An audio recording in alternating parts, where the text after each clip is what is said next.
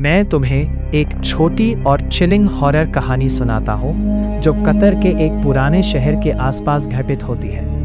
रात का अक्स दोहा के एक पुराने शहर में एक अबैंडन्ड बिल्डिंग था जहाँ लोग कहते थे कि रात को अजीब आवाजें आती हैं। एक रात असद नाम का लड़का जो नए जॉब के लिए वहां से गुजरा ने सोचा चलो देखते हैं क्या है अंदर। उसने फ्लैशलाइट जलाई और धीरे से बिल्डिंग के अंदर कदम रखा।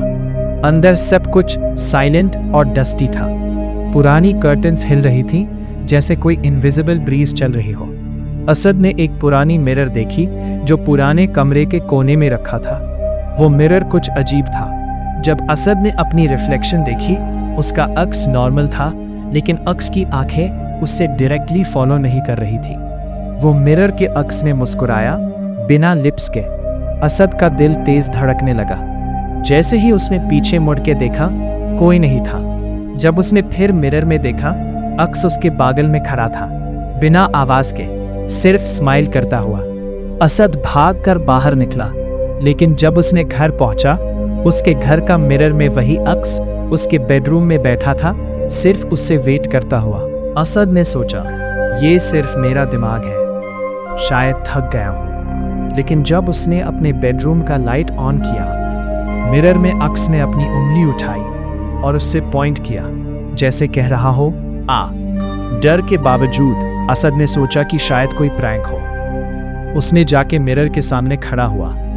जैसे ही उसने हाथ मिरर पर रखा, मिरर की सरफेस ने धीरे धीरे लिक्विड की तरफ फ्लो करना शुरू कर दिया और अक्स अंदर से बाहर निकलने लगा। असद ने भागकर कमरे का दरवाजा बंद किया, लेकिन दरवाजा किसी अनसीन फोर्स से टाइट हो गया। उसने जोर से चिल्लाया, लेकिन आवाज भी डिसअपीयर हो गई, जैसे पूरे घर की हवा ही चुप गई हो। फिर अक्स ने उसके नाम की आवाज में बोला, तुम मेरा अक्स ले गए थे, अब मैं तुम्हारे साथ हूं। जब असद ने फ्लैशलाइट जलाई, अक्स अब उसके साथ बेडरूम में खड़ा था, लेकिन वजह और फीचर्स बिल्कुल ब्लैंक, सिर्फ एक स्कैरी ग्रिन। उसने देखा कि अक्स का रिफ्लेक्शन उसके फोन स्क्रीन में भी दिख रहा था और फोन के मैसेजेस में लिखा था, तुम मुझे फ्री कर दोगे या मैं तुम्हें फ्री नहीं करूंगा। असद ने समझा ये अक्स सिर्फ मिरर में नहीं, हर रिफ्लेक्टिव सरफेस में आ सकता है और अब वो उसका पीछा छोड़ने वाला नहीं। उस रात के बाद असद के फ्रेंड्स ने कहा कि वो लड़का बदल गया है और रात को उसके घर के विंडोज और मिरर्स पे हमेशा एक शैडो दिखता है जो मुस्कुराता है लेकिन कभी बोलता नहीं। असद अब समझ गया था कि अक्स सिर्फ मिरर में नहीं, हर रिफ्लेक्टिव सरफेस में है। उसने डिसाइड किया या तो मैं इसे फेस करूंगा या ये मुझे कभी नहीं छोड़ेगा। असद ने सोचा कि अक्स को दोबारा वहां से निकालना होगा जहां से आया था, वरना वो उसके पीछे हमेशा रहेगा।